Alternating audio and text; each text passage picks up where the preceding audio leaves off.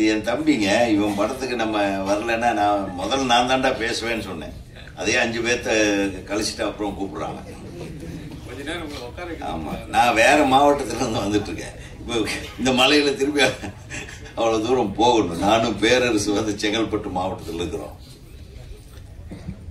ஒரு மிக சிறப்பான ஒரு ட்ரெய்லரை பார்த்தோம். ராஜன் சார் உண்மையை கரெக்டா சொன்னாரு. இன்னா செய்தாரை ஒரு தலைவர் நான் நன்னையும் செய்து விட்டார்.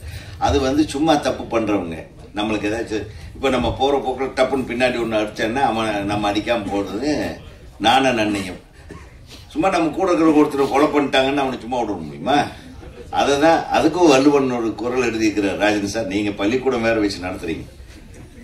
நீங்க எப்படி போய் வந்து இது பாரிஸ் கார்னர்ல கடையா புகுந்து அடிச்சீங்க? சாதாரண அடியா அது? என்ன ஏன் நீங்க அப்ப நானும் நன்னையும் செய்யல? சொல்லுங்க தலைவா. ஆளுக்கு ஒரு நீதி மேடைக்கு ஒரு பேச்சா? ஒண்ணு பாருங்க இவருக்கு. இவர் வேணா தமிழ் படத்தை கேசட்ல திருட்டு விசிடி வந்துருச்சுட்டு உள்ள பூந்து அடிப்பாரு. எப்படி தானா தனியாலா போய் அடிச்சாருங்க அவரு. அந்த அளவுக்கு வந்து திரைப்பட உலகத்தின் மேல ஒரு நல்ல இது. அதே மாதிரிதான் இந்த சமுதாயத்து மேல ஒரு நல்ல எண்ணம்.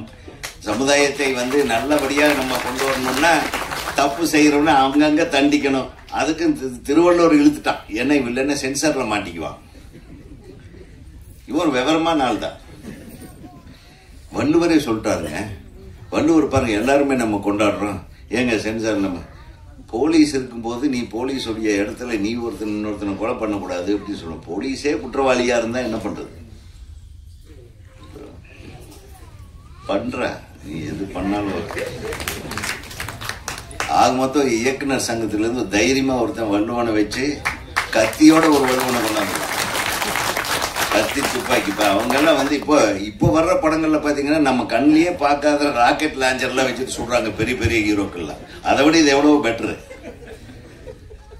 ஏதோ இங்கிலீஷ் படத்துல பார்த்துட்டு அப்படியே கொண்டாந்து தமிழ்நாட்டில் அது என்னன்னு ஒரு பையன் கேட்கறச்சாங்க. அதுக்கு கருப்பா ஒரு உருண்டையா இருக்கு என்னன்னு எனக்கும் தெரியல. அதுல இருந்து ஏதாச்சும் புகை விடுறாங்க போடுறது பெரிய துப்பாக்கின்ட்டேன். ஸோ இந்த மாதிரி நமக்கு தெரியாத விஷயங்கள் எல்லாம் வச்சு வன்முறைகளை காட்டுறதுக்கு இந்த சினிமாக்கள்ல காட்டுற இந்த நேரத்தில் வள்ளுவனுடைய திருக்குறளை எடுத்து இன்றைக்கு நடக்கிற சில தேவையில்லாத கொலைகள், கற்பழிப்புகள், இந்த தேசத்தில் எப்படி வந்து பெண்களுக்கு வந்து இன்னும் பாதுகாப்பு இல்லை. தமிழ்நாட்டில் மட்டும் இல்லை, த்ரூ அவுட் இந்தியா அப்படிதான் இருக்கு. ஸோ அதிலிருந்து நம்ம சொல்றோம் பெண்கள் வந்து தைரியசாலிகள். என்னதான் தைரியசாலிகள்? தன்னந்தெரியா ஒரு பொண்ணு வரும்போது ஒரு 4 பேர் வந்தாங்க, எப்படி தைரியம் இருக்க முடியும்? அப்புறம் பெண்கள் கையில் துப்பாக்கியோட போகணும், இல்லைன்னா கத்தியோட போகணும். கத்தியோட பெண்கள் போனாலும் பரவாயில்ல, அந்த கத்தி குத்து தெரியணும்ல குழந்தைங்களுக்கு. அப்புறம் அதுக்கு ட்ரைனிங் கொடுக்கணும். இதெல்லாம் சொல்லியிருக்கியா? சொல்லியிருந்தாலும் சொல்லியிருப்பேன், நம்ப முடியாது. நீ பயங்கர வன்முறையாளனா இருக்க போட்டிருக்கே. மிகச்சிறந்த ஒரு கருத்தை தான் நீங்க எடுத்திருக்கீங்க. இந்த படத்துல உன்னுடைய இயக்குனர் டெக்னிக் நல்லா இருந்தது. டைரக்டரா நீங்க இவ்வளவு கூட்டமும் வந்து உங்களை வந்து பாராட்ட வந்திருக்கும் போது நீ ஜெயிச்சுட்டேன்னு நான் நினைக்கிறேன். ரொம்ப சந்தோஷம். என்னை பொறுத்தவரையில் இயக்குனர் சங்கத்திலிருந்து ஒரு இயக்குனர் சாதிக்கிறாருன்னா அது எங்க சங்கத்துக்கு பெருமை, எங்களுக்கு பெருமை. அதே மாதிரி காலையிலிருந்து இங்கே தியேட்டர்லயே இருந்துட்டு இருக்கிற என்னுடைய நண்பர்கள், பத்திரிகையாளர் முதல்ல வந்த உடனே என் காதை கடிச்சாங்க. என்னப்பா சீக்கிரமே வந்துட்டீங்க, சீக்கிரமே விட்டுருங்க, மழை காலமா இருக்குன்னாங்க. இப்போ நம்மளை சீக்கிரம் விட்டாதானப்பா, அதுக்காக தான் நான் வந்து முதல்ல பேசுறேன்னு. புரியுதா உங்களுக்கு? தப்பா நினைச்சு இந்த பெப்சி தலைவர் வந்திருக்காரு, எங்க அண்ணன் டார்ச்சர் பண்ணிடுவாரு, முதல்ல பேச ஆரம்பிச்சாருன்னு அவர் வேற பயந்துட்டு உட்காந்துருக்காரு. ஆக மொத்தம் இந்த படத்தை பார்த்த உடனே எனக்கு ஒரு 2-3 பிளசண்டான விஷயம். மியூசிக் வந்து எக்ஸ்ட்ராடினரி குட், ரொம்ப நல்ல விஷயம்.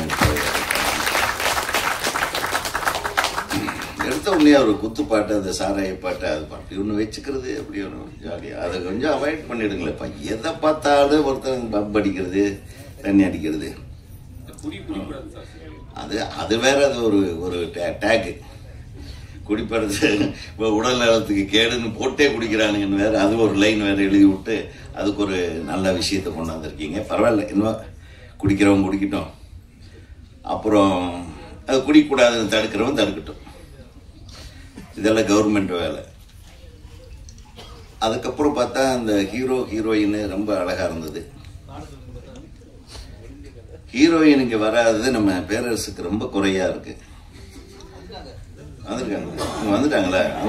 பக்கத்தில் இல்லாதது குறையா இருக்கு. நான் எதை சொன்னா வந்திருக்காங்க, இதோ வந்திருக்காங்க, அவருக்கு தெரிஞ்சு. ரொம்ப நல்லா நடிச்சிருந்தீங்க ரெண்டு பேருமே. ரொம்ப கெமிஸ்ட்ரி நல்லா ஒர்க் அவுட் ஆயிருந்தது. நீ என்ன லவ் பண்றியான்னு கேட்ட உடனே கட் பண்ண அந்த பாட்டு சூப்பரா இருந்தது. இவன் சிரிச்சா கொஞ்சம் மோகன்லால் மாதிரி இருக்கான் வாய். ஸோ சின்ன மோகன்லால் மாதிரி நீ வந்து நல்லா வரணும். Wish you all the best.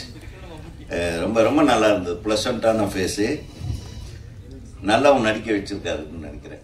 நல்ல வசனம் பேசுறீங்க, தமிழில் பேசுறீங்க ரெண்டு பேரும், ரொம்ப சந்தோஷம். அப்புறம் இங்கே மேடையில் இன்னொரு மிகப்பெரிய நடிகர், மலையாளத்தில் இருந்து ஆரம்பிச்சு தமிழ்லையும் கலக்கிட்டு இருக்கிற தேனப்பன் நடிகர் அவர்களே. ஏன்னா அவரை என்னை பற்றி எதுவுமே நடிப்பை பற்றி பேசலன்னு அவர் பின்னாடி வந்து என்னை திட்டிட போறான்றதுக்காக. ஏன்னா இப்போ அவர் தயாரிப்பாளர்லாம் இல்லை, பல தயாரிப்பாளரை காப்பாற்றுகின்ற நடிகராக மாறிட்டார். ஆக தேனப்பன் அவருக்கு ஒரு நீங்கள் நடிச்சிருக்கீங்களா இதில்? பரவாயில்ல, நீங்கள் நடிக்காத ஒரு படத்துக்கு இங்கே வந்து இவ்வளோ நேரம் உட்காந்துருக்கிறது பெரிய விஷயம். நான் பெரிய நடிகர்களுக்கெல்லாம் டேட் கிடைக்கிறது, டைம் கிடைக்கிறது கஷ்டம் இல்லையா செல்வா? ஆமாம், இது ரொம்ப நன்றி சார். எங்கள் இயக்குனர் சங்க உறுப்பினருக்காக நீங்கள் வந்து மேடையில் இவ்வளோ தூரம் இருந்தது நன்றி. தம்பிங்க நிறைய பேர் இந்த படத்தில். அப்புறம் பரத் வந்திருக்காரு, அவர் நட்புக்காக வந்திருக்காரு. கரெக்டா பரத் சார்? ஒரு மிகச்சிறந்த நடிகர் அவர். பரத் டான்ஸ் ஆடினா வந்து தமிழ்நாடே ஆடும், அந்த மாதிரி ஒரு one of the very finest artist. அவர் இந்த வருஷம் ஒரு மிகப்பெரிய படத்தை பண்ணணும் அப்படின்னு நான் எங்கள் சங்கத்தார்பாங்க பக்கத்துலேயே உங்கள் டைரக்டர் ஒருத்தர் உட்காந்துருக்காரு. அவரை வச்சே நீங்கள் பண்ணலாம். திரும்பவும் இன்னொரு படம் பண்ணுங்கள், பழனி மாதிரி. இன்னும் நிறைய ஊர் பேர் அப்படியே யூஸ் பண்ணாமல் இருக்காங்க. டைரக்டருக்கு ரொம்ப குஷியாயிடுவார் அவர். போற போக்கில் டைட்டில் அப்படியே பைக்கில் போயிட்டு இருக்கும்போது இப்படி பார்ப்பாரு, காரில் போயிட்டு இருக்கும்போது இந்த ஊர் பேர் வச்சிடலாம், இந்த ஊர் பேர். போற வழியில் டைட்டில் வைக்கிற ஒரே ஆள் எங்கள் தம்பி பேரரசு தான்.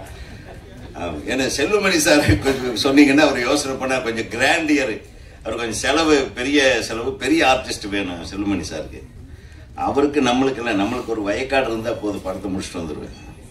வயக்காடு, 4 ஆடு மாடு, ஒரு பின்னாடி ஒரு நல்ல அழகான ஒரு மலை, ஒரு ஆறு, இவ்வளவுதான் நம்ம லொகேஷன். ஆமா, கூட்டு வண்டி, இப்போ கட்ட வண்டி இருந்தாலும் பரவாயில்ல. ஸோ அதாவது ரொம்ப வந்து சீரியஸா பேசி இந்த சினிமாவில் நம்ம திருத்த போறோம், நம்ம வாழ வைக்க போறோம். தயாரிப்பாளர் சொன்னார், தமிழ் சினிமா வாழ வைக்கிற பாவம் அவருக்கு. அவர் சரி, நம்ம தமிழ் சினிமாவுக்காகவே தான் பண்ணணும் அப்படின்றதுக்காக அவர் சொல்றத தப்பா சொல்லிட்டாரு. அவரு தமிழ் சினிமாவை வாழ வைக்கிறதுக்காக தான் நாங்களும் கஷ்டப்பட்டு இருக்கிறோம். ரொம்ப கஷ்டப்படுறது செல்வமணி சார்.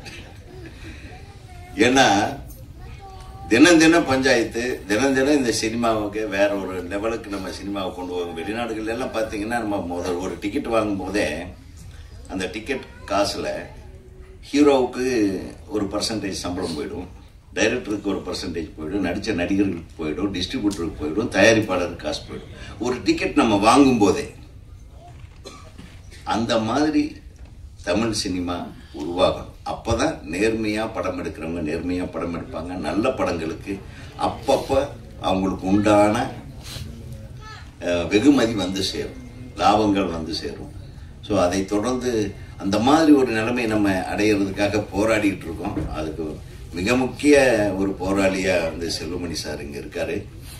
அவருக்கு நம்ம வந்து ரொம்ப தேங்க்ஸ் சொல்றோம். ஏன்னா தீபாவளிக்கு முன்னாடி நாள் கூட எங்களை நிம்மதியா விடல. இங்க வாங்க ஒரு மீட்டிங் இருக்குன்னு வெப்சைட்ல எங்களை கூப்பிட்டு வச்சு செஞ்சுட்டாரு.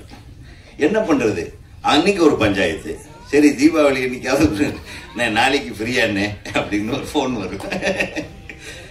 அப்படி அதாவது நம்ம சினிமாவுக்கு எப்படியாவது நல்ல அடிக்கடி எனக்கு அவர்கிட்ட பிடிச்ச விஷயம், நானே கேட்பேன், ஏன் தம்பி இவ்வளவு டார்ச்சர் அனுபவிக்கிறேன், நீங்க தூங்கவே மாட்டியா அப்படின்னு தான் கேட்பேன் அவரை, செல்வமணி சாரை.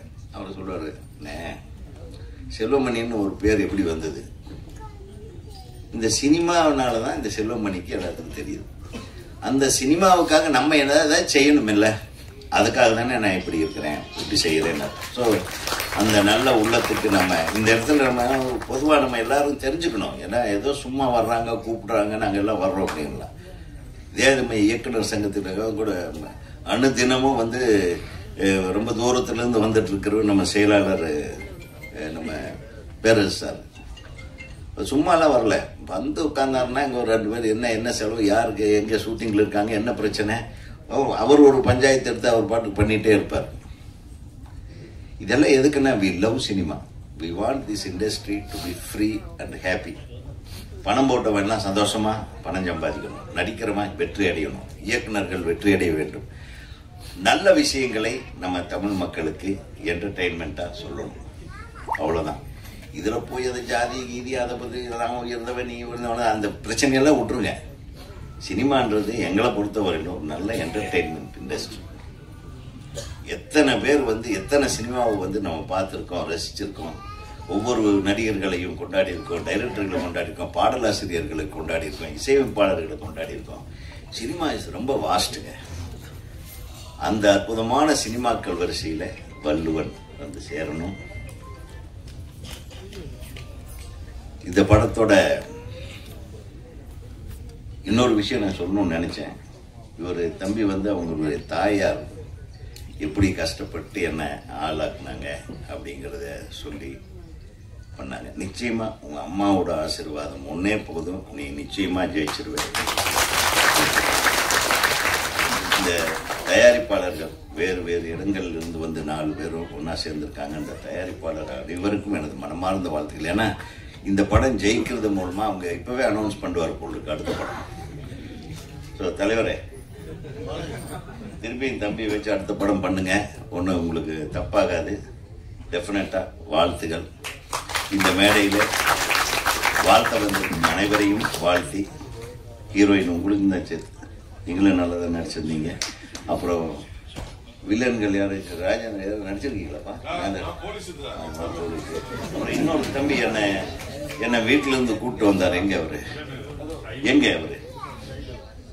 அவருக்கும் நன்றி, வாழ்த்துகள் வாழ்த்துக்கள் ஸ்ரீதர். அவரும் ஒரு வில்லனா வந்து ஏதோ கொலை பண்ணி போட்டுறீங்க நினைக்கிறேன், டெட் பாடி. இப்ப இந்த மாதிரி என்ன முதல்ல எனக்கு நான் நல்ல வேலை செல்வா நான் நடிக்கல, இவன் கூப்பிட்டேன், மறந்துட்டேன் எதுக்குப்பா கூப்பிட்றேன்.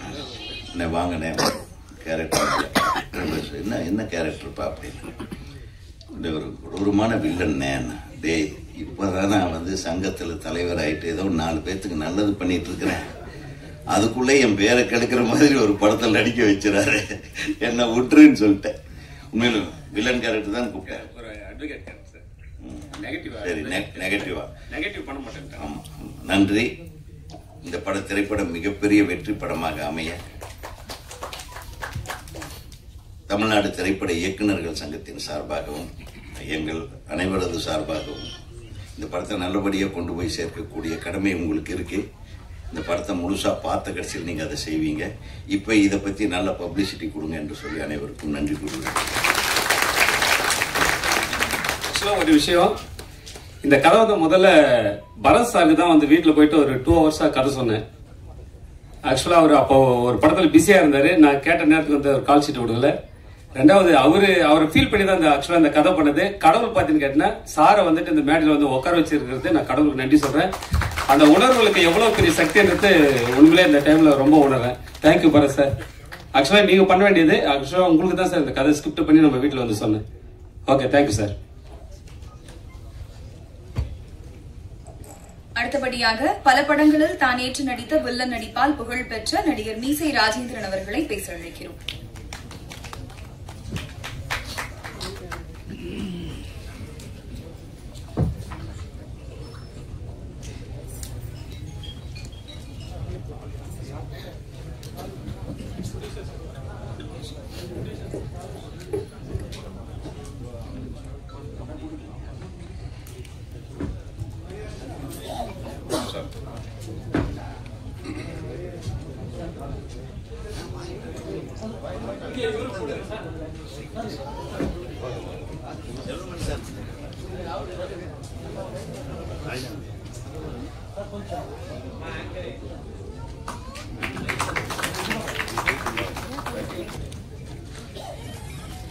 எனக்கு ஊர் கொடுத்த உயிர் கொடுத்த தாய் தந்தையருக்கு என்னுடைய முதல் வணக்கம். என்னை சினிமாவில் அறிமுகப்படுத்திய புரட்சி கலைஞர் எங்கள் ஆசான் சொக்க தங்கம் தெய்வ திரு கேப்டன் அவர்களுக்கு என்னுடைய இரண்டாவது வணக்கம்.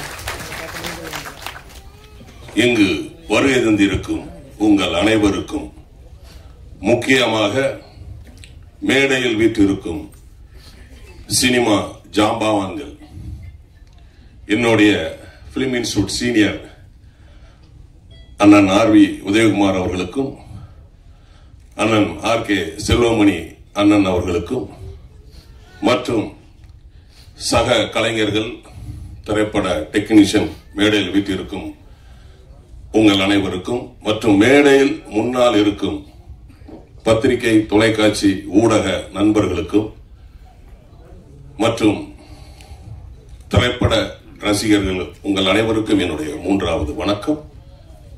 என்னுடைய பேச்சில நிறை இருந்தா எடுத்துக்குங்க, குறை இருந்தா மன்னிச்சுக்குங்க.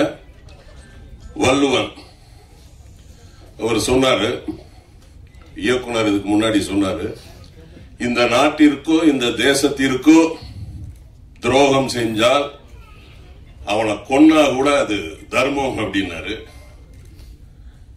கண்டென்ட் உங்களுக்கு கொடுத்துடுறேன். அப்ப செப்டம்பர் 27 கடந்த மாசம், நீங்களே புரிஞ்சுக்கங்க என்ன செய்யணும் அப்படிங்கறத. வள்ளுவன் இயக்குனரா எனக்கு ரொம்ப வருஷமாவே தெரியும். நான் சினிமாவுக்கு வந்து கிட்டத்தட்ட 40 வருஷம் ஆச்சு. நடிக்க ஆரம்பிச்சது ரமணா தான் என்னுடைய முதல் படம். கேப்டன் அவர்களால் அறிமுகப்படுத்தப்பட்டேன். இந்த படத்தை அவருடைய இயக்குனர், அதுக்கு முன்னாடியே துணை இயக்குனரா இணை இயக்குனரா இருக்கும்போது அவர் படங்கள்ல நான் வேலை செஞ்சிருக்கிறேன். அந்த அறிமுகத்துல ஆஸ் யூசுவல் இதுலயும் வந்து ஒரு போலீஸ் கமிஷனர் கேரக்டர் தான். கரெக்டா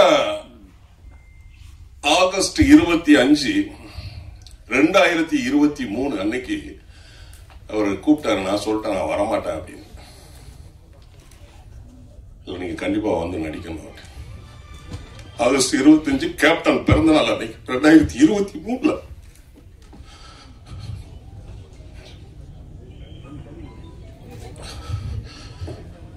நான் சொன்னேன் சார் நான் வரலங்க அப்படின்னு. இல்ல நீங்க கண்டிப்பா அந்த கேரக்டர் பண்ணணும் அப்படின்னு. அப்ப நான் சொன்ன 2 மணிக்கு மேல நான் வரேன் அப்படின்னு. தலைவர்கிட்ட போய் ஆசீர்வாதம் வாங்கிட்டு 2 மணிக்கு தான் நான் போய் நடிச்சேன். என் வாழ்க்கையில் இந்த படம் மறக்கவே முடியாது. வள்ளுவன் அருமையான, எல்லாரும் சொன்ன மாதிரி ஒரு தமிழ் டைட்டில். அதோட இயக்குனருக்கு என்னுடைய வாழ்த்துக்கள், மற்றும் இசையமைப்பாளர் அஸ்வத் அவர்களுக்கும் என்னுடைய வாழ்த்துக்கள், டெக்னீஷியன் அனைவருக்கும் என்னுடைய வாழ்த்துக்கள். சினிமா அப்படின்னா தெரியும், ஏன்னா நாங்க தியரி படிச்சிருக்கோம் பிலிம் இன்ஸ்டிடியூட்ல. சினிமா அப்படிங்கிறதுக்கு அர்த்தம் வந்து கேமரா. 1839 வருஷம் கண்டுபிடிக்கப்பட்டது இந்த சினிமா. 1878 மறு உருவம் வந்தது இந்த சினிமாவுக்கு. Charles Thomas Alva Edison, Lumière brothers இவர்களால் உருவாக்கப்பட்ட இந்த சினிமாவில் இந்தியாவில் 1918 தாதா சாஹிப் பால்கே அவர்கள் ராஜா ஹரிச்சந்திரா அப்படின்னு ஒரு படத்தை முதலாக உருவாக்கினார். தமிழ்ல நடராஜ முதலியார் அவர்கள் உருவாக்கினார். நம்ம படிச்சிருக்கிறோம் சினிமாவில். காளிதாஸ் நம்மளுடைய முதல் திரைப்படம் 1931 ஃபர்ஸ்ட் உலக சினிமா படம் Roundhay Garden cinema scene, Roundhay Garden scene. இதை ஏன் சொல்ல வரேன்னா, இந்த சினிமாவில் நீங்க நான் எல்லாரும் இருக்கிறது கடவுளின் வரப்பிரசாதம். சினிமா வந்து சாதாரண விஷயம் கிடையாது. அண்ணன் செல்வமணி அண்ணன் வந்து 24 கிராஃப்டையும் அவரை வந்து ஹேண்டில் பண்றாருன்னா சாதாரண விஷயமா? சினிமா தெரிஞ்சாதான் அதை பண்ண முடியும். அதை பண்ற அண்ணன் செல்வமணி அவர்களும் சரி, இயக்குனர் சங்க தலைவர் அண்ணன் ஆர்.வி. உதயகுமார் ஆகட்டும், அப்புறம் இயக்குனர் அண்ணன் பேரரசு அவர்கள். நான் நிறைய படங்கள் பண்ணா கூட இனிய ஈஸியா கொண்டு போய் சேர்த்து விட்டது வந்து அண்ணன் படம் தான், திருப்பாச்சி தான். பேசாம ஊருக்கு வந்தமா போனமா இல்லாம வீணா எங்க ஊரு கோயில் விஷயத்துல தலைவர், எங்க ஆத்தாளுக்கு ஒரு ஆளை வெட்டுறது ஒண்ணுதான், 10 ஆடை வெட்டுறது ஒண்ணுதான் அப்படின்னு ஒரு அருமையான ஒரு படத்தை எனக்கு கொடுத்து, அதுக்கு பிறகுதான் நான் நிறைய படங்கள் நடிக்க ஆரம்பிச்சேன். பேரரசு சார் இந்த நேரத்தில் இந்த மேடையில நன்றியை தெரிவிச்சுக்கிறேன். அதனால சினிமாவில் நாம இருக்கிறது சாதாரண விஷயம் கிடையாது. அந்த சினிமாவில் நீங்க நான் இருக்கிறது கடவுளுடைய வரப்பிரசாதம், கொடுப்பினை. இந்த மாதிரி தயாரிப்பாளர்கள் ராஜேந்திரன், 2 ராஜேந்திரன் இருக்கிறாங்க தயாரிப்பாளர்கள். பாலச்சந்திரன் ஒருத்தர் இருக்கிறாரு, சேத்தன் கவுடாவா இன்னொரு தயாரிப்பாளர். சோ இவங்கெல்லாம் அவங்க முதலே சொல்லிட்டு போனார், நாங்க வந்து தமிழ் சினிமாவை வாழ வைக்கிறோம். ஏன்னா அவங்க அந்த உச்சரிப்பு கொஞ்சம் வார்த்தைகள் மாறினோம்னா அந்த மேடையில் அது வந்து ஒரு நகைப்பாகி போச்சு. பட் அவங்க உள்ளார்ந்த அந்த மனசுக்குள்ள என்ன வச்சிருக்காங்க அப்படிங்கிறது அதுக்கப்புறம் வந்து தெளிவா அந்த ஆர்.வி. உதயகுமாரன் அது பேசினாங்க. சினிமா அது ரமேஷ் கண்ணா சொன்ன மாதிரி உங்க அம்மா எங்க அம்மா கிடையாது, அது சினிமா அப்படின்னு சொல்லி ஒரு படத்துல சொல்லுவாரு. இந்த சினிமாவில் நாம இருக்கிறோம். இந்த சினிமாவில் நம்மளுடைய சங்கர் சார் இயக்குனர் அவர்கள் மீண்டும் மீண்டும் நீங்க படம் கொடுக்கணும். அதே போல தயாரிப்பாளர்களும் நீங்களும் மீண்டும் மீண்டும் இந்த படங்கள் எடுக்கணும். ஏன்னா நம்ம ஜெயிக்கிறதுக்கு உண்டான வழிகள் நம்ம பார்க்கணும், எங்க விடுறோமோ அங்கதான் நம்ம பிடிக்கணும். அதனால தொடர்ந்து நீங்க தயாரிப்பாளர்கள் படம் எடுக்கணும். என்னோடு நடித்த சக கலைஞர்கள் அனைவருக்கும் என்னுடைய வாழ்த்துக்கள். ஏன்னா சங்கர் சார் வந்து சொல்லி ஆகணும், ஒரு எக்ஸ்பீரியன்ஸ் டைரக்டர், அவர்கிட்ட நம்ம வந்து நடிக்கிறது ரொம்ப ஈஸியா இருந்தது. ஏன்னா அவர் என்ன, ஏன்னா இப்போ இயக்குனர்கள்லாம் நம்ம பாக்குறோம், நம்ம இயக்குனர்கள் புதுசா வந்த இயக்குனர்கள்லாம் பாக்குறோம், ஒண்ணுமே தெரியாம ஒரு ஷார்ட் பிலிம் எடுத்துட்டு அதை கொண்டு போய் காட்டிட்டு அப்புறமா வந்து டைரக்டர் ஆயிட்டு அதை ஓப்பனா ஸ்டேட்மெண்டாவே சொல்றாங்க, எனக்கு முதல் படம் எடுக்கும்போது ஒண்ணுமே தெரியாது, நான் ஒரு பஸ் டிரைவர் மாதிரி, பின்னாடி இருந்து எல்லாம் பஸ்ஸை தள்ளி விட்டாங்க அப்படிலாம் வந்து கொடுக்குறாங்க. ஏன்னா இப்ப கல்ச்சரையும் இந்த 7 நாட்கள்னு ஒரு படத்துல பாக்யராஜ் சார் லவ் பண்ற அந்த அம்பிகா மேடத்தை ராஜேஷ் அவர் டாக்டர் கல்யாணம் கட்டிக்குவாரு. கிளைமாக்ஸ்ல ஒரு டயலாக் சொல்லுவார் அவரு, என் காதலி உன் மனைவி ஆகலாம், உன் மனைவி என் காதலி ஆக முடியாது. ஆனா இப்ப கல்ச்சர் எப்படி இருக்கு சினிமா, இப்ப வந்து லேட்டஸ்டா ஒரு படம் பார்த்தோம், ஆனா அதைத்தான் ரசிக்கிறாங்க, கல்ச்சரை மாத்துறாங்க. தயவு செய்து நம்மளுடைய கல்ச்சரை மாத்தாதீங்க. ஏன்னா நமக்குன்னு சினிமாவுக்குன்னு, தமிழ் சினிமாவுக்குன்னு ஒரு வெயிட் இருக்கு. அதனாலதான் இப்ப வந்து படங்கள் எல்லாம் காந்தாரா மாதிரி வேற மாதிரி லெவல்ல ஓடிக்கிட்டு இருக்கு. தமிழ் சினிமா ஏன் அப்படி பாதிப்பு ஆகுது அப்படின்னா இந்த மாதிரி கதைகள், இந்த மாதிரி கலாச்சார சீரழிவு தான். தயவு செய்து தயாரிப்பாளர்கள் நம்மளுடைய கல்ச்சரை பேஸ் பண்ணி படம் எடுக்கணும்னு கேட்டுக்கிறேன். என்னுடைய பேச்சுல நிறைய இருந்தா எடுத்துக்கங்க, குறை இருந்தா மன்னிச்சுங்க. நன்றி, வணக்கம்.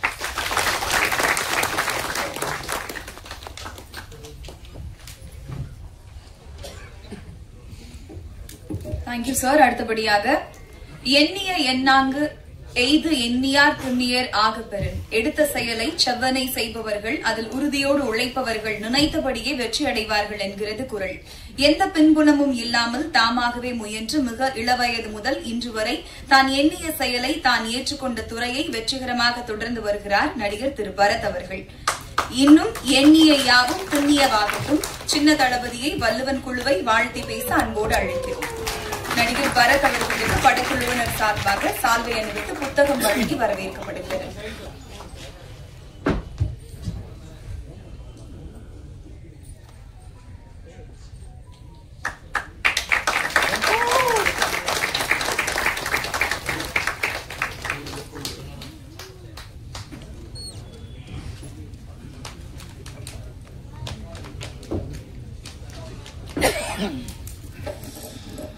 எல்லாருக்கும் வணக்கம். மேடையில் அமர்ந்திருக்கும் பெரியோர்கள் மற்றும் இந்த படத்தில் நடித்த ஆக்டர்ஸ், பத்திரிகை நண்பர்கள் அனைவருக்கும் வணக்கம். இது ஒரு நல்ல கான்செப்டா இருந்தது. ஒரு குரலை வச்சு அவங்களோட ஜேர்னியை வந்துட்டு ஒரு டோக்கன் ஆஃப் அப்ரிசியேஷன் அப்படிங்கிற ஒரு விஷயத்துல பண்ணது வந்துட்டு நல்ல இன்ட்ரெஸ்டிங்கான கான்செப்டா இருந்தது. ரொம்ப தேங்க்யூ சார். ஒரு அண்ணா சொன்ன மாதிரி வந்துட்டு சினிமாங்கிறது ஒரு சாதாரண விஷயம் கிடையாது. ஆக்சுவலா அதுல நம்ம இருக்கோங்கிறதே ஒரு மிகப்பெரிய ஒரு பிளெஸிங். ஆக்சுவலா அந்த மாதிரி ஒரு சினிமால பிடிச்சு ஏறி ஒவ்வொரு படமும் பண்றதுங்கிறது வந்துட்டு அந்த பின்புலம் இல்லாத ஆக்டர்ஸ்க்கு தெரியும் அதோட கஷ்டம் என்ன அப்படிங்கிறது தெரியும். ஸோ அது ஆக்டர்ஸ்க்கு மட்டும் கிடையாது, இயக்குனர்கள் அதே மாதிரி நம்மளை நம்பி வர தயாரிப்பாளர்கள் எல்லாருக்குமே வந்துட்டு அந்த ஒரு விஷயம் பெரிய சினிமாவில் இருக்கிறதே பெரிய விஷயம். ஸோ அதில் வள்ளுவன் பட குருவுக்கு வந்துட்டு என்னோட மனமார்ந்த வாழ்த்துக்கள். ரொம்ப ஒரு ஸ்ட்ராங்கான ஒரு நல்ல ஒரு பொலிட்டிக்கல் கலந்த ஒரு சோஷியல் மெசேஜ் இந்த படத்தில் வந்து டைட்டில்லேருந்தே ஆரம்பிக்கிறது தெரியுது. இந்த படத்தோட நட்பு ரீதியா இவர் எனக்கு கதை வந்து சொன்னார். ஆக்சுவலா எனக்கு அந்த டைம்ல என்னோட கமிட்மெண்ட்ஸ் எல்லாம் இருந்ததுனால ஒரு சில விஷயங்கள் காரணங்களால என்னால பண்ண முடியல அந்த படத்தை. But anyways wishing the team all the best. And இந்த படத்தோட டிஓபி ஆக்சுவலா வந்துட்டு எங்களோட 3 படம் பண்ணியிருக்காரு. ஆக்சுவலா நாங்க எங்களோட ஜேர்னி காளிதாஸ்ல இருந்து ஆரம்பிச்சது. அதுக்கப்புறம் மிரல்னு ஒரு படம் பண்ணோம். இப்ப காளிதாஸ் 2ஓட டிஓபி பாத்தீங்கன்னா அதே சுரேஷ் தான். ஸோ நல்ல டெக்னீஷியன்ஸ் இருக்காங்க, அஸ்வத் மியூசிக் டைரக்டர், எல்லாமே ரொம்ப கிளியர் கட்டா ஒரு அழகான ஒரு நீட்டான ஃபிலிம் வெளியில வந்தா ஜனங்க அப்ரிஷியேட் பண்ணக்கூடிய எல்லா அம்சங்களும் இந்த படத்துல இருக்கு. So Shankar sir, wishing you all the best. And to all the actors ஆஷ்னா, Komal and Chetan, I know நான் உங்களையும் பார்த்து தான் இருக்கேன். ஸோ இவர் வந்து தெலுங்கு தமிழ் மாத்தி பண்ணிக்கிட்டே இருப்பாரு. ஸோ இது தமிழ்ல உங்களுக்கு ஒரு மிகப்பெரிய பிரேக்கா இருக்கணும். And thank you so much for inviting me sir. Wishing you all the best. Thank you.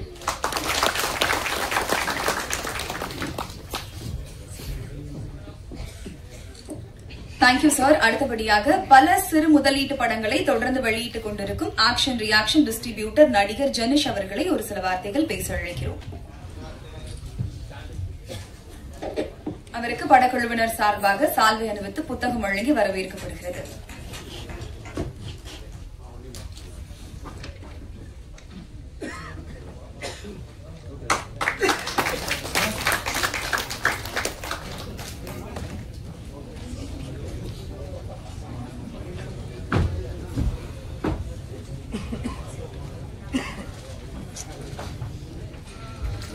அனைவருக்கும் வணக்கம். வள்ளுவன் நல்ல வைப்ரேஷனோட தான் ஆரம்பிக்குது. வள்ளுவன்னாலே அப்படித்தான். ஸோ என்னன்னா இந்த ஸ்டேஜில் பார்த்தோம், இயக்குனர் தன்னோட தாயை எப்படி செலிப்ரேட் பண்ணாங்கன்னு ஆரம்பிச்சு, இந்த தயாரிப்பாளரோட நோக்கம் சினிமா எடுக்கிறதுக்கான நோக்கம் நிறைய பேருக்கு வேலை வாய்ப்பு கொடுக்கணும் அப்படிங்கிறது, இந்த மாதிரியான விஷயங்கள் மூலமாகவே இந்த படம் வந்து பாதி வெற்றின்னு சொன்னாங்க, முழு வெற்றி அடைஞ்சிருச்சு. இன்னைக்கு தேட்டருக்கு வரதே பெரிய வெற்றி, அதை அடைஞ்சிருக்காங்க. ஸோ தமிழ் சினிமாவோட லெஜெண்டரி பீப்புள் இங்கே இருக்காங்க. தயாரிப்பாளர் சங்கம், விநியோகஸ்தர் சங்கத்திலிருந்து, இயக்குனர் சங்கம், நடிகர் சங்கத்திலிருந்து எல்லாத்துலேருந்து முக்கியமானவங்க இருக்காங்க. லைனா சொல்லணும்னா ஏஜ்லெஸ் ஆக்டர்ஸ் இந்த படத்தில் இருக்காங்க. நான் 10+ இயர்ஸாக பார்த்துட்டு இருக்கேன். சீனு பிரதர், அஸ்னா, ராஜஸ்னா பிரேம் பிரதர், இவங்க எல்லாருமே ஏஜ்லெஸ். நான் 10 இயர்ஸாக முன்னாடி எப்படி பார்த்தோன்னு அப்படியே வந்துட்டு இருக்காங்க. ஸோ அந்த படத்துக்கு அது ஒரு பெரிய ப்ளஸ். அவங்களோட பெஸ்ட்டை கொடுத்துருக்காங்க. டெக்னிக்கலாக ரொம்ப நல்லா இருக்கு. கண்டிப்பாக அந்த படம் தமிழ் சினிமாவில் சொல்லிக்கிற மாதிரியான ஒரு இடத்துல இந்த படம் பேசப்படணும்னு நம்புறேன். அனைவருக்கும் வாழ்த்துக்கள். இந்த வாய்ப்பை வழங்கிய PR ஜான் அவர்களுக்கு நன்றி. அனைவருக்கும் வாழ்த்துக்கள். தேங்க்யூ.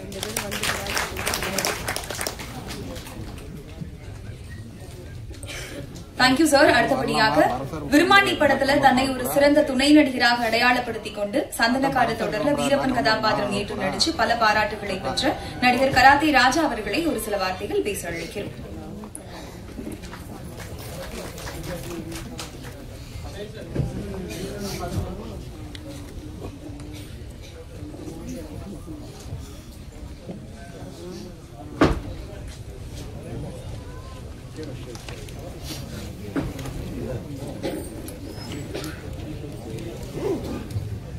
வள்ளுவன் திரைப்பட இசை வெளியீட்டு விழாவுக்கு வந்திருக்கும் உங்கள் அனைவரையும் அன்போடு வணங்கி வரவேற்கிறேன்.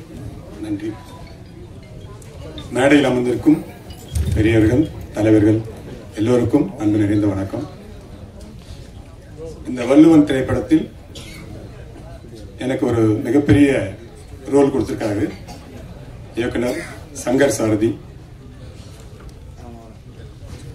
ஒரு அட்வொகேட், வக்கீல் கேரக்டர் கொடுத்துருக்காங்க. அண்ணன் ரொம்ப சந்தோஷம். இதுக்கு அடுத்து நீங்க ட்ரெயிலர் எது பண்ணாலும் சின்னதாக என் முகத்தை நீங்க காட்டணும்னு சொல்லி அன்பா நான் சங்கரான கேட்டுக்கிறேன். சந்தோஷம். அது ஏதாவது சூழ்நிலையில பண்ணுவாங்க, அது தவறு இல்லை. நீங்க காட்டினீங்கன்னா எனக்கு ரொம்ப சந்தோஷமா இருக்கும். நான் எனக்கு தெரிஞ்சவங்களாம் கொஞ்சம் அனுப்பி வைப்பேன், வேற ஒன்றும் இல்லை. இந்த வள்ளுவன் திரைப்படத்தில் எனக்கு மிகப்பெரிய வாய்ப்பளித்த இயக்குனர் சங்கர் சாரதிக்கும், தயாரிப்பாளர்கள், அவர்களது தந்தை, வள்ளுவன் திரைப்படத்தோட டீம் எல்லோருக்கும் என்னுடைய நன்றியை மனதார சொல்றேன். நீங்க எல்லாரும் பத்திரிகை துறை சார்ந்த நண்பர்கள், நீங்க எல்லாரும் முழு சப்போர்ட் பண்ணி வள்ளுவன் திரைப்படத்துக்கு வெற்றி பெற வைக்க வேண்டுமாய் உங்களை அன்போடு நான் கேட்டுக்கிறேன். நன்றி. அதுக்கப்புறம் எனக்கு மனசுல ரொம்ப வருஷமா அப்படியே எனக்கு இப்பெல்லாம் ரொம்ப ஒரு அதிகமா ஒரு நல்ல ஒரு உணர்வா இருக்குது. இன்னைக்கு மேடையில தலைவர் நல்லா இருக்காங்க, அதனால சொல்லணும்னு எனக்கு ரொம்ப ஆசை. இந்த மாதிரி நான் எப்பயும் பேசுறது இல்லை. முதல்ல என் மனசுக்குள்ள உள்ளதை நான் சொல்றேன். நான் எல்லா ஊருக்கும் எங்கேயாவது ஊருக்கு போனா வெள்ளி சனி ஞாயிறுங்க தாண்டி மற்ற கிழமைகள்ல உள்ள தேட்டருக்கு போய் பாக்குறேன்னு. எந்த ஊருக்கு ஒரு கிராமத்துக்கு போனாலும் அந்த தேட்டருக்கு போய் பாக்குறேன். ஒவ்வொரு படமும் பாத்தீங்கன்னா ஒரு 12 மணி ஷோ போவேன், 3 மணிக்கு போவேன். நான் மட்டும் தனியா போய் பாக்குறேன். 7 பேர் உட்காந்துருக்காங்க, 12 பேர் இருக்காங்க, 15 பேர் இருக்காங்க. ஒரு தேட்டர் பார்த்தா 4 பேர் இருந்தாங்க. மனசு வலிச்சுது எனக்கு ரொம்ப. அப்படி படம் பார்த்து நடுக்குது எனக்கு உடம்புலாம். என்ன இப்படி இருக்கு அப்படின்னு பார்த்தா ஒவ்வொரு ஊர்லயும் இருந்த தேட்டர்லாம் உடைச்சி கல்யாண மண்டபமாவும் மாலாவும் ஆகிட்டு இருக்கு வேற மாதிரி. அது யாருமே பெருசா இது சமமா பேசவே மாட்டாங்கன்னு எனக்கு ஒவ்வொரு இதுவும் பார்க்கும்போது இது விஷயமா யாராவது பேசுவாரான்னு பார்த்தா இல்ல.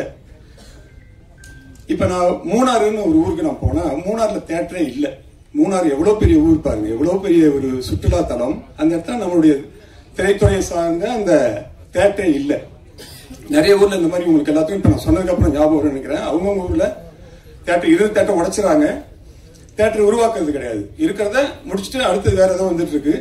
இப்படியே சினிமா துறை பாத்தீங்கன்னா சினிமாவுடைய அந்த வாழ்வில் குறைஞ்சிக்கிட்டே இருக்கதான் நான் உணர்றேன். எனக்கு தெரிஞ்ச அனுபவத்துல நான் சொல்றது சரியா இருக்கா தப்பா இருக்கான்னு எனக்கு தெரியல. ஆனா என்னுடைய உணர்வுகளை நான் கரெக்டா சொல்லணும்னு எனக்கு ஆசை. நிறைய பேருடைய உணர்வுகளை நான் வாங்கிதான் நான் சொல்றேன்.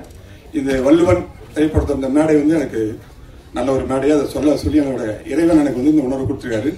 இப்ப என்னன்னா அந்த தேட்டருக்கு போய் பார்த்து அவங்ககிட்ட ஏதாவது நான் பேசுவேன்.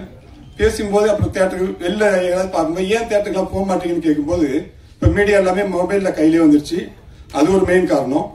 அதை தாண்டி என்ன சொல்றாங்க, பப்ளிக்கா இருக்கிறவங்க தேட்டருக்கு போனா திங்கிற பொருளை எடுத்துட்டு உள்ளே அனுமதிக்க மாட்டாங்கன்றது மிகப்பெரிய குற்றச்சாட்டா இருக்கு பொதுமக்கள்கிட்ட. அது நீங்க எல்லாருமே தலைவரான எல்லாரும் ஒண்ணு சேர்ந்து இதை கலந்து ஆலோசித்து இதுக்கு ஒரு நல்ல முடிவு நீங்க கொடுத்தீங்கன்னா ரொம்ப சிறப்பா இருக்கும். நம்மளோட சினிமா தேட்டர் நல்லபடியா ஓடும்னு என்னுடைய ஆசை. என்னன்னா இது யாருக்குமே மைனஸா இருக்காது.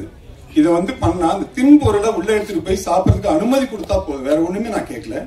இதை கொடுத்தாச்சுன்னா தன் குழந்தைகளுக்கு ஏதோ ஒரு உணவு எடுத்துட்டு போவாங்க இல்லையா, பசிக்கிற குழந்தைங்க எடுத்துட்டு போவாங்க, உள்ள ஊட்டி விடுவாங்க, பிஸ்கட் கொடுப்பாங்க, போதும். இப்ப பல காரணங்களுக்காக தேட்டரை வித்துவிட்ட ரேட் அதிகமா விட்டோம். இந்த பொருளையும் எடுத்துட்டு போக சொன்னா முடியாதவங்க போய் சாப்பிடுவாங்க, நம்ம படத்தை போய் பார்ப்பாங்க. இப்ப உணவுப் பொருள் எதுவுமே எடுத்துட்டே போட ஏன்னா புடுங்குறாங்க, புடுங்கி அவங்க செக் பண்றதுக்கு வலிக்குது எனக்கு. இந்த சின்ன குழந்தைங்க பிஸ்கட் எல்லாம் வாங்கி அவங்க பொருளை உள்ள போடுறாங்க. எல்லாருக்குமே இந்த அனுபவம் இருக்குன்னு நினைக்கிறேன். இப்ப அப்படி போடும்போது அவங்க பொருளை என்ன ரேட்ல வேணாலும் வித்துக்கிட்டோம், எடுத்துட்டு போற பொருளை தின்பொருளா அனுமதி கொடுத்தா நமக்கு போதும். மற்றபடி ஒருவேளை அனுமதி கொடுக்க முடியாது அப்படின்னு ஒரு சட்டம் ஏதாவது ஒரு ரூல்ஸ் அண்ட் ரெகுலேஷன் உங்களுக்கு இருந்ததுன்னா தின்பொருளை எடுத்துட்டு போக வேணாம். ஆனா தேட்டர்ல விற்கிற பொருள் எல்லாமே எம்ஆர்பில மட்டும் வித்தால் போதும், அதை எல்லாமே வரவேற்பாங்க. இந்த ரெண்டு மட்டும் அண்ணன் செஞ்சீங்கன்னா எனக்கு ரொம்ப சந்தோஷமா இருக்கும். இது ஏன்னா இது தலைவர் அண்ணாலும் நாட்டில் இருக்குது, எனக்கு ரொம்ப சந்தோஷமா இருக்கு.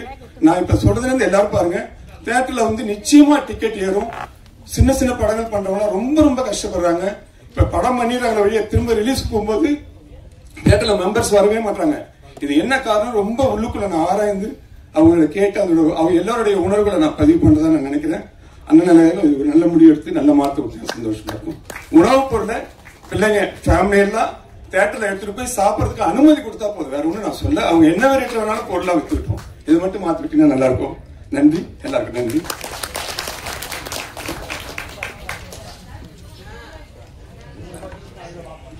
அடுத்தபடியாக பசித்தவர்களுக்கு உணவளிப்பவர்களை அந்த இறைவனாலும் சபிக்க இயலாது என்ற வள்ளலாரின் வாக்குக்கேற்ப பல உயிர்களுக்கு உணவளித்து புண்ணியங்களை சேர்த்து வைத்திருக்கும் நடிகர் திரு ராஜசிம்மன் அவர்களை அன்போடு பேச அழைக்கிறோம்.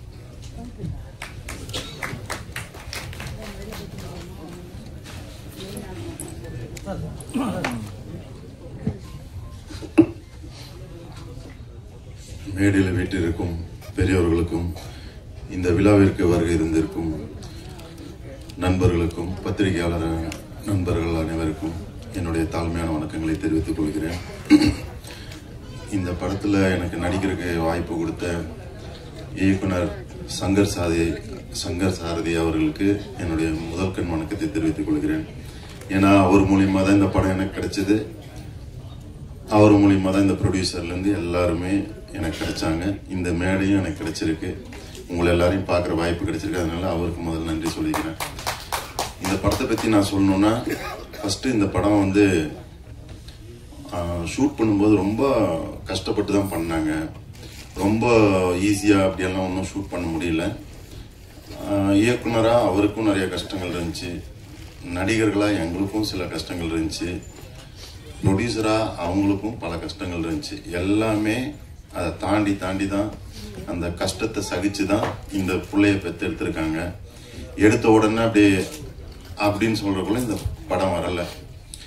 இந்த படத்துக்காக ரொம்ப உழைப்பு போட்டிருக்காங்க, ரொம்ப பொறுமையாக இருந்திருக்காங்க. ரொம்ப அருமையான ப்ராடக்ட் வெளியே வந்திருக்கு. நானே ரொம்ப பிரமிப்பாக தான் பார்க்குறேன் இந்த டீசரை பார்க்கும்போது, சாங் பார்க்கும்போது. ஃப்ராங்காக சொல்கிறேன், நான் ஒன்றும் உள்ள ஒன்று வெளியே ஒன்றுலாம் பேச தெரியாது. இந்த படம் இப்படி வரும்னு நான் எதிர்பார்க்கவே இல்லை. ரொம்ப பிரமிப்பாக இருக்குது, ரொம்ப அருமையாக வந்திருக்கு. ரெண்டாவது சைலேஷ் அவர் சொல்லும்போது, சைலேஷோட அவர் இணை தயாரிப்பாளர் பேசும்போது, பாலா பேசும்போது சொன்னார், நாங்கள் தமிழ் சினிமாவை வாழ வைக்க வந்திருக்கோன்னு. ஆக்சுவலாக வந்து அது அந்த அர்த்தம் கிடையாது. எல்லாரும் பேசிட்டாங்க, இருந்தாலும் நானும் பேசுகிறேன் அதை பற்றி. ஏன்னு கேட்டால் அவர் ரொம்ப க்ளோஸாக இவங்க கூடலாம் நான் பழகியிருக்கேன். அதனால சொல்கிறேன், அவங்க இருக்கிற ஊர் வேற, வாழ்ந்துட்டு இருக்கிற இடம் வேற, தமிழ்நாடு கிடையாது. அதனால ரொம்ப தூரத்தில் அயல் தேசத்தில் இருக்கிறதுனால அவங்களுடைய பேச்சோட ஸ்லாங் வந்து டிஃப்ரெண்ட்டாக இருக்கு. அவங்க வந்து அங்கே ரொம்ப வருஷமா அங்கே இருக்கிறதுனால அது அவங்க வாழ்ந்துட்டு இருக்க பூமியாகவும், இங்கே அவங்க இன்வெஸ்ட் பண்ணுறதுக்கு வந்திருந்ததுனால இப்படி சொல்லிட்டாங்க. அதனால இதை யாரும் தப்பாக நினைக்க வேண்டாம். அவங்க கண்டிப்பாக நல்ல விஷயமா தான் வந்திருக்காங்க. அவங்க சொன்ன உள்ளர்த்தம் வந்து நல்ல அர்த்தம் தான். சொன்ன வார்த்தை தான் வந்து கொஞ்சம் வேற மாதிரியான வார்த்தை. அதனால யாரும் அதை ஃபீல் பண்ணாதீங்க. அப்புறம் அதுக்கப்புறம் இங்கே நிறைய பேர் பேசினாங்க, என்ன சொன்னாங்க, நடிகர்லாம் நல்லா தான் வாழ்ந்துட்டு இருக்காங்கன்னு. கண்டிப்பாக ஒரு இடத்துல நமக்கு ஒரு விஷயம் கிடைக்கும் போது அதுக்கு உண்டான பதிலை நம்ம சொல்ல வேண்டியதுதான் இருக்கும் இல்லையா? எல்லா நடிகரும் நல்லாலாம் வாழலை, அவங்கவுங்களுக்கு உண்டான கஷ்டம் அவங்கவுங்களுக்கு இருக்கும். ஒரு இடத்துக்கு நம்ம வந்துட்டோம்னா அதுக்கப்புறம் அந்த இடத்த விட்டு நம்மளால கீழே இறங்கவே முடியாது. எவ்வளவுதான் தள்ளினாலும் நம்ம அந்த பந்து மாதிரி எம்பி மேலதான் வர ட்ரை பண்ணுமே ஒழிஞ்சு திரும்பி நம்ம மூழ்கிடுவோம்னு யாருக்குமே அதுக்கு ஆசை கிடையாது. நீங்க 90 வயசு கலவனை கூப்பிட்டுக்கலாம் கேளுங்க, எப்பா நீ நாளைக்கு செத்து போயிடுன்னு சொல்லுவாங்க. ஐயோ நாளைக்கு நான் செத்துருவேனா அப்படின்னு தான் அவன் கேட்பான். பரவாயில்லப்பா நான் செத்துட்டு போறேன்னு யாருமே சொல்ல மாட்டாங்க. ரொம்ப 99% யாரும் சொல்ல மாட்டாங்க. அந்த மாதிரி இருக்கிற ஸ்டேஜ்ல இருந்து கீழே வர்றதுக்கு யாருமே விரும்ப மாட்டாங்க. அப்போ ஒரு இயக்குனர், தயாரிப்பாளர், மியூசிக் டைரக்டர், கேமராமேன், யாரை வேணா நீங்க எடுத்துக்கோங்க, டெக்னீஷியன் கூட எடுத்துக்கோங்க, ட்ராலி தள்ளுற பையனை கூட எடுத்துக்கோங்க. அவங்க ஒரு நாள் ஒரு கஷ்டப்படுறாங்க, அவங்க வீட்டுல சாப்பாட்டு காசு இல்லை அப்படின்னா அவங்க வெளியே போய் வேலைக்கு போனா யாருமே அவங்கள டீஸ் பண்ண போறதில்லை, யாருமே அவங்கள பிரமிப்பா பார்க்க போறது இல்லை. புரியுதுங்களா? ஆனா அதுலயும் ஒரு சில இயக்குநர்கள், தயாரிப்பாளர்களை கண்டிப்பா வெளியில தெரிஞ்சிருக்கும், ரொம்ப ரெஜிஸ்டர் ஆனவங்களும் தெரிஞ்சிருக்கும். நான் சொல்றது பொதுவா சொல்றேன். ஆனா சின்ன கேரக்டர் பண்ண நடிகர்களை கூட பொதுமக்களுக்கு நல்லா தெரியும். ஏன் நான் அதுல கடந்து வந்ததுனால அந்த விஷயத்தை நான் இந்த இடத்துல பதிவு பண்றேன். அவங்க செய்யற வேலையை எல்லாருமே சரியா செஞ்சிட்டோம்னா யாருக்குமே எந்த பிரச்சனையுமே வராது. இயக்குனர் கரெக்டா இயக்கம் பண்ணணும், ப்ரொடியூசர் கரெக்டா ப்ரொடியூஸ் பண்ணணும். அவங்களோட வேலை என்னென்ன, சம்பளம் கரெக்டா கொடுக்கணும். சம்பளம் பேசும்போது நீங்க கம்மியா பேசுங்க, ஒன்றும் தப்பு இல்லை. 100 ரூபாய் பேசுங்க ஒரு நாளைக்கு, அந்த 100 ரூபாய் கரெக்டா கொடுங்க. இயக்குனரா டேஸ் சொல்றீங்களா, இத்தனை நாள் உங்களுக்கு வேலை இருக்குன்னு சொல்றீங்களா, 10 நாள்ல 10 நாள் வேலை சொல்லுங்க, 10 நாள்ல படத்தை முடிங்க. அப்போ அவங்க வேலையும் சரியா இருக்கும். நடிகரா நடிக்க வரேன்னு சொன்ன நேரத்துக்கு கரெக்டா போகணும், அதை முடிச்சுட்டாங்கன்னா அவங்களோட என்ன நடிக்கணும்னு சொல்றாங்களோ அதை நடிச்சு கொடுக்கணும். அது நம்மளோட வேலை. அதுல நம்ம குறை வச்சோம்னா நம்ம தவறு. சரிங்களா? அவங்கவுங்க வேலையை அவங்கவுங்க சரியா செஞ்சு எல்லாருக்குமே சிறப்பு. இப்போ என்னுடைய வாழ்க்கையில் நடந்த விஷயங்கள் நான் சொல்றேன். நான் கோயம்பேடு மார்க்கெட்ல ஹோட்டல் வச்சிருந்தேன். சரிங்களா? நைட் ஆனா அங்க வந்து நைட்டும் பகலும் ஹோட்டல் வைக்கணும், 4 மணி நேரம் தான் கேப் கிடைக்கும். பாத்திரம் கழுவிட்டு இருப்பேன். பாத்திரம் கழுவிட்டு இருந்தா ஒருத்தன் வந்து சொல்லுவான், தப்பார் சினிமாவில் சம்பாதிக்கிற காசை பார்த்து நீங்க வந்து எச்சி பாத்திரம் கழுவுதுப்பார். நம்ம காதல் விழுவும், கண்ணில் தண்ணி வடிச்சிட்டு நான் கழுவிட்டு இருப்பேன் கொரோனா டைம்ல. ஏன்னா எவ்வளவோ கமிட்மெண்ட்ஸ் இருக்கு. நமக்கும் குடும்பம் இருக்கு, நம்மளை நம்பி ஒரு சில பாதைகளை நம்ம பயணம் பண்ணிட்டு இருப்போம். நம்மளை நம்பி 10 பேர் இருப்பாங்க, அந்த 10 பேருக்கு நம்ம சாப்பாடு போடணும். அப்படிங்கும்போது அந்த கமிட்மெண்ட்ஸை ஃபுல்ஃபில் பண்றதுக்காக நம்ம ஒரு பாதையில் பயணம் பண்ண வேண்டியிருக்கும், உழைக்க வேண்டியிருக்கும். நான் யார் தலைப்பு இது பண்ணல, யார் தாலியா இருக்கல, யார்கிட்டையும் திருடல. என்ன வேலை இங்க இருக்கோ அந்த வேலையை நம்ம செய்யறோம். அந்த மாதிரி வேலை செய்யும் போது கூட என்னோட தகுதிக்கு தகுந்த வேலை தான் செய்ய முடியும். என்னால என்ன அமௌண்ட் இன்வெஸ்ட்மெண்ட் பண்ண முடியுமோ, எனக்கு என்ன தொழில் செய்ய தெரியுமோ அதைத்தான் நான் செய்ய முடியும். அப்போ நம்ம செய்யற தொழிலவே நம்மளை டீஸ் பண்ணுவாங்க. அப்போ ஒரு நடிகருக்கு அதுல எவ்வளவு பிரச்சனை இருக்கு. ஏன் 6 மாசத்துக்கு முன்னாடி நான் ஆட்டோ ஓட்டினேன். இன்னைக்கு கூட என் பாக்கெட்ல பண்ணலன்னா போய் ஆட்டோ ஓட்டி ஒரு 1000 ரூபாய் சம்பாதிச்சுட்டு வரேன். நான் கவலையப்பட மாட்டேன், ஜாலியா போயிட்டே இருப்பேன். பேசுறவங்க என்ன பேசுவோம், ஆனா சொல்லலாம். ஏன்னா நிறைய பேர் இங்கேயே பார்த்திருப்பீங்க, நான் ஆட்டோ ஓட்டுறது பார்த்திருப்பீங்க, சரியா, நான் பிசினஸ் பண்றதை பார்த்திருப்பீங்க, எல்லாமே பார்த்திருப்பீங்க. அப்புறம் அதனால இந்த இடத்துல இருக்கக்கூடிய இயக்குநர்களும் தயாரிப்பாளர்களும் இந்த மாதிரி பாதைகளை கடந்து வந்திருப்பாங்க தான். அவங்கவுங்களுக்கு அவங்கவுங்க வழி மட்டும் தான் தெரியும், அடுத்தவங்களுக்கு வழி தெரியாது. அதனால நடிகர்லாம் நல்லா இருக்காங்கன்னு பேசாதீங்க, அவங்கவுங்களுக்கு அவங்க கஷ்டம் இருக்கும்.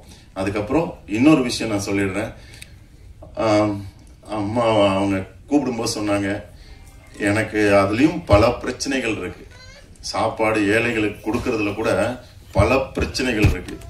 அதை நான் நிறைய தடவை நான் வீடியோலையும் மீடியாலையும் சொல்லிட்டேன். அதை திரும்ப திரும்ப நான் சொல்ல விரும்பல. அதனால நல்லது செய்யறது கூட இந்த உலகத்துல கஷ்டம்தான், எல்லாமே கஷ்டம்தான். நம்ம தான் இஷ்டப்பட்டு அதுக்குள்ள போறோம், நம்ம தான் கஷ்டப்பட்டாகணும். வாய்ப்பளித்த இந்த மேடை அளித்த இயக்குனர் அவர்களுக்கு நன்றி, வணக்கம்.